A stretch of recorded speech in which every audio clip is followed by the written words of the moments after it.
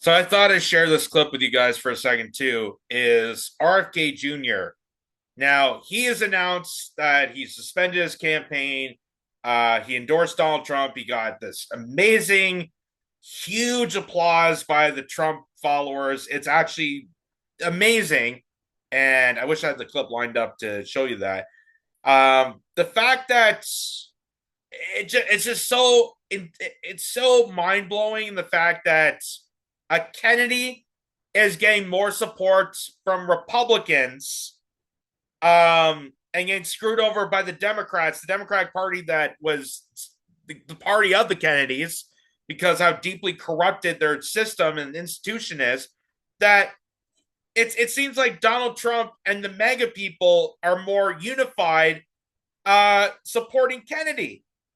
It just seems so amazing that this party, and some people are saying, well, it's just words and they're not actually going to do anything. I don't know. I can't really speak on that per se. I don't know what's going to happen in coming months, but it's interesting that at least they're willing to have that conversation. At least they're willing to reach out. Like the fact that Donald Trump's willing to reach out to Robert F. Kennedy Jr.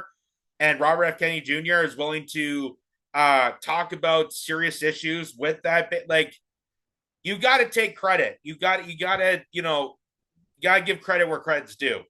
So, so Robert F. Kennedy Jr. did that, and then he did the speech in Phoenix. This is all in Arizona. CNN was covering this, and watch how they reacted when RFK Jr. reveals to people of Arizona that the Democratic Party didn't really practice democracy when choosing Kamala Harris, and how that switch opportunity came about when they cooed Joe Biden out of the party and threw Kamala Harris into the reins. And watch CNN's reaction to this. Coup against President Biden. The same shadowy DNC operatives appointed his successor, also without an election. They installed a candidate who was so unpopular with voters that she dropped out in 2020 without winning a single delegate. My uncle and my father both relished debate. They prided themselves on their capacity to go toe-to-toe with any opponent in the battle over ideas. And by the way, that what he says there is a fact. That Kamala Harris had to drop out early when she ran in 2020. She dropped out early because she didn't get anything. She was the most unpopular person on the stage. She had to drop out early in the primary. As now screeching her way to be trying to become the president because the establishment picked her. Not because the people had changed a heart or went that. No, it's because the establishment always wanted that woman figure, that Hillary Clinton-like persona, to get into the White House. And the fact that she's a woman of color, that also checks that identity politics BS block there. That also checks that box off. Hey, now we can get, a woman of color. Now you can't criticize her because that's now misogyny and racist. But RFK Jr. is on point there, that they never had a primary process. She's the most unpopular candidate. She doesn't talk to the media. She doesn't debate anybody. She's not even really talking to voters. But yet somehow she's able to climb herself up to being to now just getting the nominee and gonna run for president. Like, none of that makes sense. None of that makes sense in the party for democracy. They would be astonished to learn of a Democratic Party presidential nominee who, like Vice President Harris, has not appeared in a single interview or an unscripted encounter with voters for 35 We've been days. listening to Robert F. Kennedy Jr. from Phoenix outlining what led him to his quixotic quest for the White House to now dropping out. And so that was the moment where producers called in and said, hey, okay, you got to interrupt this. I mean, this has gone a bit too far now. Now he's saying too much truthful things. Okay, interrupt this. Well, you've been listening to RFK Jr. rambling on, let's fill the void with our talking nonsense to cover up what he's saying there, because we don't want our viewers to know these things. What did he even say there? From Phoenix, outlining what led him to his quixotic quest for the White House. Quixotic quest to the White House. Who do they not know who their audience is? Does CNN not know who is watching this? Do they know that they don't know what that means? I don't even know what that means. Is that like crazy? Like, is it quixotic quest for the White House? Like, I guess, is it like a synonym for impossible? That it seems impossible. It seems far-fetched. That RFK Jr. wanted to run for president. That seems too far-fetched. I don't know. It just seemed far-fetched that an 81-year-old demented circus freak got to be the president because everyone else dropped out at a phone call by the hands of Democratic operatives and Barack Obama. Does that seem impossible? Because that's what happened. That's how we got to where we are today. Oh, man. Quintessential. I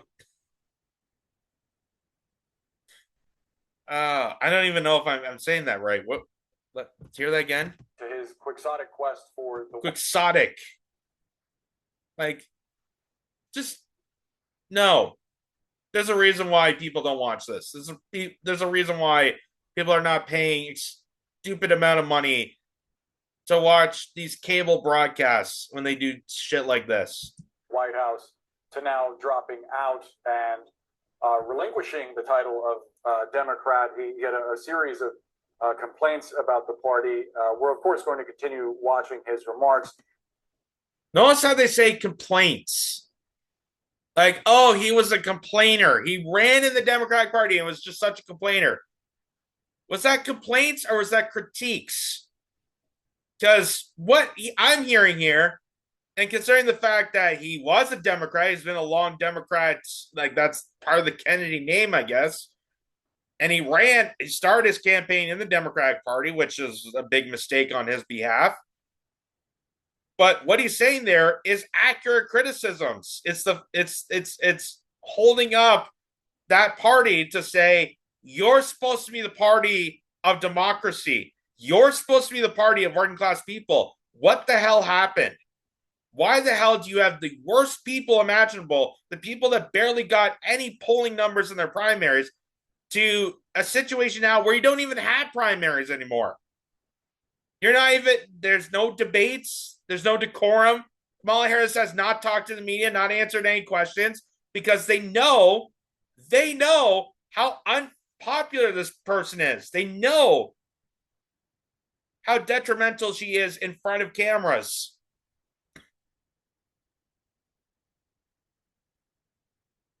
Like, it's just embarrassing. It's embarrassing that they could still lie to you, like lie to you right to your face as you're watching all this, and still sucker you in as saying that they're the party for, freedom. They're the party for joy. I heard that a lot. That's the joy party. Is that the new change? Is that the new hope? Are we going back to those days where it's just an empty feeling that we're voting for? Oh, vote for, hope. Did he get hope? Not really. So now here's afterwards, they bring on this commentator here to be part of this panel saying that RFK Jr. is nuts and crazy for having this campaign, that he's now supporting Trump and suspending the campaign, and he's just a nutcase, according to CNN. And here's this guy who's supposedly a Republican strategist, which in that case is just, he's just a tool bag for the political parties. So listen to this. Yeah, I was watching that, and Donald Trump last week stood and said in front of a bunch of groceries and said, "I haven't seen any Cheerios in a long time. I had Cheerios for breakfast." This was cuckoo for Cocoa Puffs, and trying to get any logic out of that is good luck with that. RFK Jr. is cuckoo for Cocoa Puffs for telling people how the Democrats got Kamala Harris onto the ballot. Yeah, he's a nutcase. He has no logic in what he's saying. Really? Because what I heard there was logical. The fact that there was no primary process, the fact that people did not vote her in, the fact that she's ignoring the media, she's not doing any debates or decorum, she's not going on to podcasts and interviews, she's not doing anything to support the campaign. There's not even really a campaign to support because she has no policies on her websites. She's not endorsing any policy. But that's cuckoo for Cocoa Puffs. It's crazy to think to be truthful. It's crazy to come up with these conclusions based on observation and logic. Don't be like that. Don't be crazy. Just keep lying to yourself. That's how things work. Keep lying and being naive and putting your head in the sand, and that's how everything goes. Don't be like this guy being all crazy with words and observations and then telling people about it. Because it's one, you can't understand what he says. Two, if you can understand what he says. And reminded of a line of in Mel Brooks's Blazing Saddles when somebody gets up and gives an indecipherable speech. He says, "Who can argue with that? That's authentic frontier gibberish," and that's exactly what that is. You can't understand what he says because it's all gibberish. No, what he's saying there is the truth. And what it sounds like CNN is doing is trying to mock RFK Jr. when he says that it's hard to understand him because he's crazy or doesn't make sense to him. Is it because that RFK Jr. has that speech impediment? Because if that's the case, if you're making that case on CNN, then let's flash back to when you got outraged, severely outraged, when Donald Trump openly mocked a reporter for his handicap, for his disability, for his characteristic. If you're going to do the same thing to RFK Jr., maybe we should open up that can of worms. That you're saying he's crazy and cuckoo for, it's hard to understand him. It's hard to understand him. Why? Everybody can understand him. Everybody understands what's going on. Everybody that listens to him. There's a reason why when he suspended his suspended his campaign and went to endorse Donald Trump and went to that rally, he got huge applause. Huge. Way bigger admiration than even Donald Trump at his own rally. There's a reason for that. People love this guy, and they love him because of the stuff he says. So it's not crazy. It's not mental. It just takes time to understand. So True Stream Media even pointed this out. Says technically RFK isn't cuckoo for Cocoa Puffs because they're filled with the exact chemicals in our food supply that he's concerned about making our children unhealthy. Guess you didn't see that irony. You know how RFK Jr. is a defender when it comes to health, when it comes to having a healthy nation, and calls out the horrific chemicals and poisons and toxins that are in our food supply. Our food is poisoned. Our water is poisoned. Everything that we're doing right now is potential poison for us. It's making us unhealthy. And the reason for that is so that big pharmaceuticals can then capitalize off that. They have to make the business of making people sick. And there's more money and more opportunity on sick people than there is for healthy people. Same thing that comes with security. They don't want to actually secure people and make people safer. They have to paranoid people. They have to have people. That's why there's wars. That's why there's so much crime. They have to get people hating each other. They have to do that because that's part of their business model.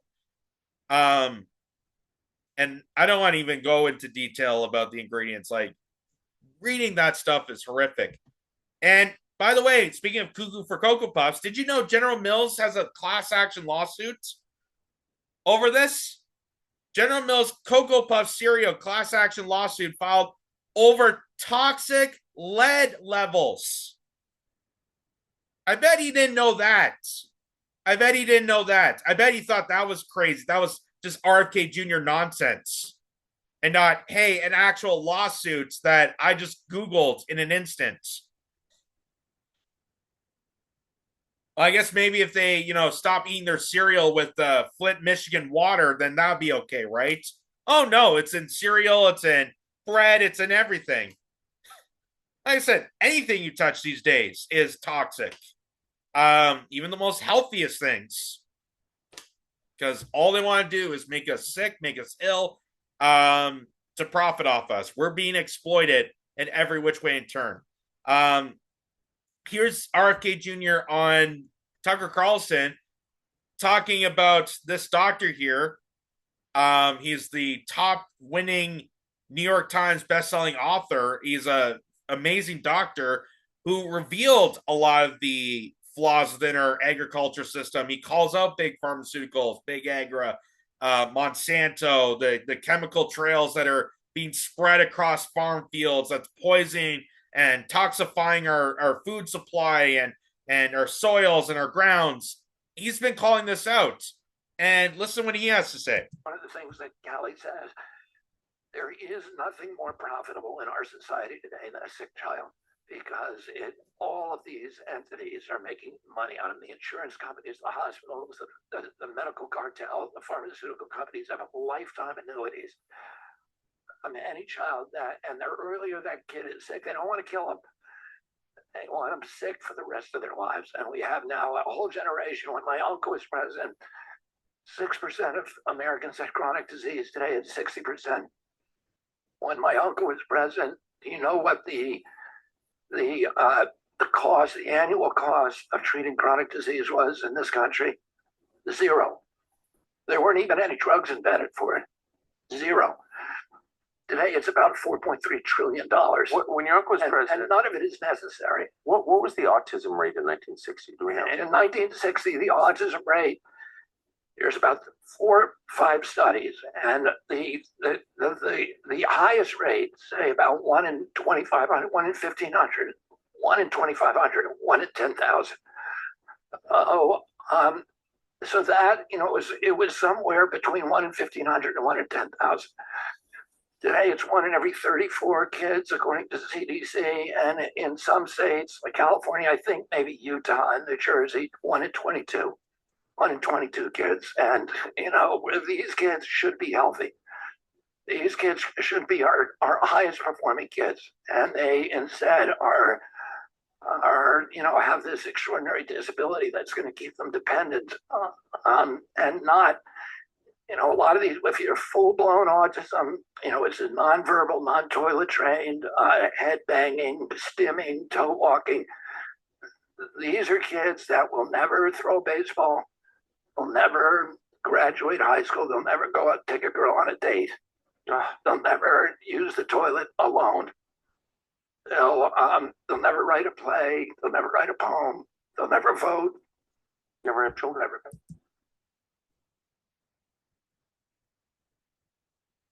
And CNN will say that's cuckoo for Cocoa Puffs. But they'll bring on, Fauci. They'll bring on, horrendous people pushing pharmaceuticals with chemicals they can't even pronounce. But they won't listen to RFK Jr. They think this is nonsense. That we live in a society where they want to prolong illness, and that's the sad reality. That's the terms that I, come to realize that, even, when you hear about like charities, for example, the charities to stop cancer. Like, I remember hearing political campaign, we're going to come up with ways to stop cancer. And, that sounds good in theory. That sounds good in theory. There's no, disagreeing with that. I want to stop cancer. I know how horrendous it is. It's affected my family horrendously, and I know how detrimental it is. But I also know now that that is never going to happen, because as long as they could prolong someone's cancer treatment, as long as they can prolong their illness and suffering, they could profit as much as possible.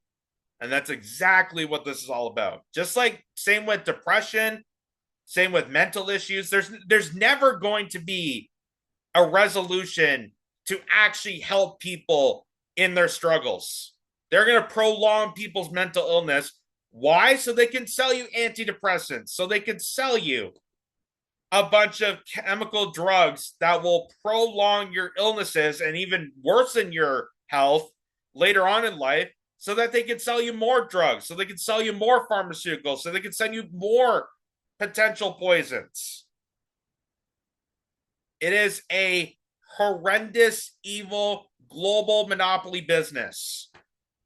And they exploit us. They do this purposely to advance their profiteering and exploit our health. And that's exactly what RFK Jr. is saying here. And that is something the mainstream media will never mention. That's why CNN says it's nuts, because they're brought to you by those companies that are poisoning you.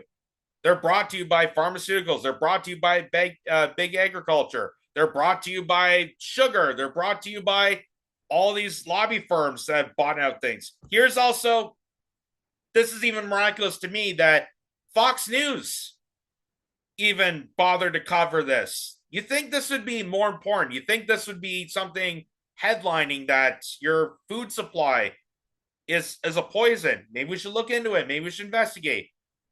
But they don't even bother mentioning this, and Fox News barely covers this situation. But he goes on to Fox News, and listen to what he says here. This is about like seed oils and stuff. Why should people be worried about these kind of products? Seed oils are one of the most unhealthy ingredients that we have in foods. And seed oils, the reason they're in the foods is because they're heavily subsidized. They're very, very cheap, but they are associated with all kinds of very, very serious illnesses, including body-wide inflammation. Right. Which affects all of our health. It's one of the worst things you can eat, and it's almost impossible to avoid. If you eat any processed food, you're going to be eating seed oil. Right, and it's interesting the government subsidizes it. Why would the government want to subsidize something that's going to make people sick? And then in the end, we all end up paying for that in terms of healthcare costs, which are skyrocketing. This is fascinating. This is amazing that they could say this on Fox News. And if you've ever seen the movie Bombshell with Charlize Theron and Nicole Kidman and Margot Robbie, when they talk about Roger Ailes, this was the channel. Roger Ailes was the guy that said we had to kiss up to the pharmaceutical industry because they're paying our bills. That same network that said we're 100% pro-pharma, 100% on board with these companies, these cartels that are killing us, is now having RFK Jr. having a conversation on all these ingredients that are harmful to us.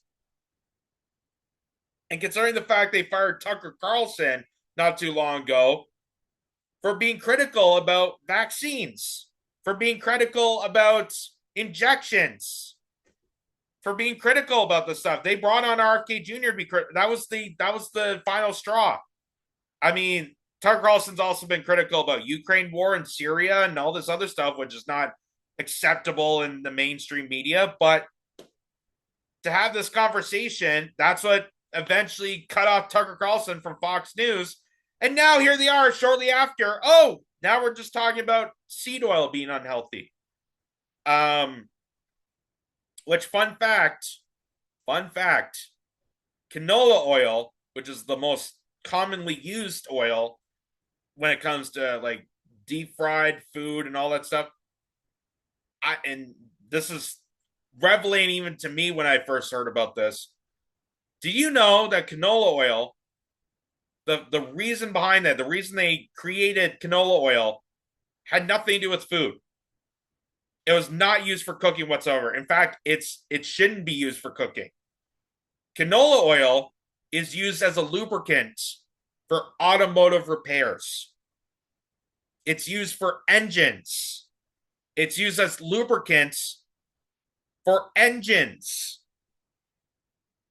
And then some lobby firm, some big agricultural, some big giant corporation then took, because they invented synthetic oils for cars, they took that canola oil and then sold that idea of using engine lubricant as a way to cook food. And that is the thing that's really killing us. That is one of the many things that is harmful to our body. That's why it is so important now to understand this, understand where your food is coming from, start reading ingredients. Start reading the ingredients. Start cooking. No, don't go with margarine, go with butter. Use olive oil. Olive oil is supposed to be one of the most healthiest things. The extra virgin, the better. It's and the fact they're discussing this on Fox News it's incredible, because you don't hear this ever. And not even many doctors discuss this, because again, they're also kissing up to the pharmaceutical industry because they're also paying the bills, and bribing those doctors. So let's hear the rest of this. Yeah, because that is a direct result of corruption. About 75% of FDA's budget comes from regulated industry, and that means food processors and pharmaceutical industry. All of them profit from a sick population. You know, a big item that, and by the way, it's getting very expensive, are cereals. Why is the food coloring in particular bad? So the FDA, 70%, 75% of the regulatory board that's supposed to monitor the harmful chemicals going into our bodies is brought to you by the companies putting chemicals into our bodies. 75% of it. It literally is just, it's incredibly insane that we're supposed, like, the whole point of the FDA and the CDC and all these, like, all this regulatory forms, all these regulations brought to you by the government was supposed to protect us from this. But yet those protectors are brought to you by the people and funded and corrupted by the people that they're supposed to be going after. So it's like there's not even a point to having these regulatory boards. It's not even a point to having these restrictions. I mean, it's better than nothing. It is better than nothing. It's better than not having regulations, because then they'll just put friggin' paint chips into our cereal. But when you have this much corruption, they're just going to do it anyway. Food coloring, you see here yellow food coloring, that is a petroleum product. Mm-hmm. It's associated with really, with depression. It's associated with autoimmune injuries and ADHD. Yeah. And red dye also is very bad. In Europe, the same companies are producing the same products, but they're using natural coloring. But here they can get away with it. We have about almost 1,000 chemicals that are in our food that are either outright banned in Europe or actively discouraged. So you wouldn't be able to buy this kind of stuff in Europe. You ask about why it's so cheap, why it's so ubiquitous. It's because we subsidize the worst foods. We subsidize it with about 70% of our food stamp program is to process foods, which are all poison. Right. One of the things that's interesting is So that's fascinating. because that'd be something that I would say, like, okay, well, if the horrible processed food is worse and the healthiest food we should be eating, why is the healthiest food that's the most natural, the most, just grown from the earth, not processed, not, chemicalized, not sprayed with these, harmful pesticides, why are they so expensive? Why are they the most expensive? Why is something organic that doesn't have these additives so expensive compared to the stuff that does have the most additives? And it's because of that. Because the government subsidized these companies to affect our food industry, to affect the food supply. And you wonder also why in Europe they don't have these foods. You go over to European nations, you'd be surprised how much they don't have of our Western snacks and treats. And even when European tourists come over to here and they go to our, convenience stores or grocery stores and they see the stuff we're eating, like they're shocked by it. They're shocked by it because they don't have it over there. And nobody, wonders why that is. Nobody wonders why European nations outlaw, the different types of Gatorade.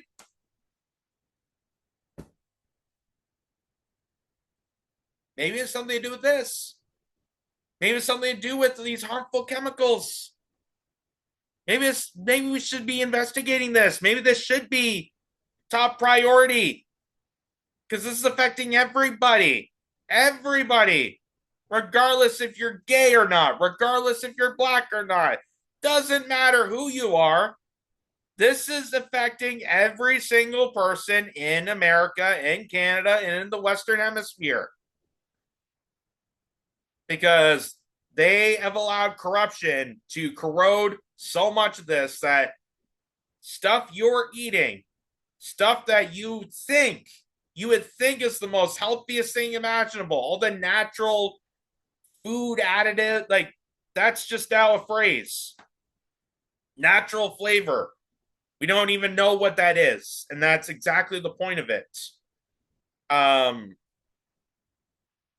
And it just makes you have to be more conscionable about stuff like this.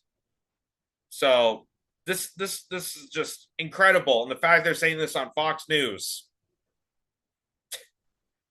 is it just blows me away.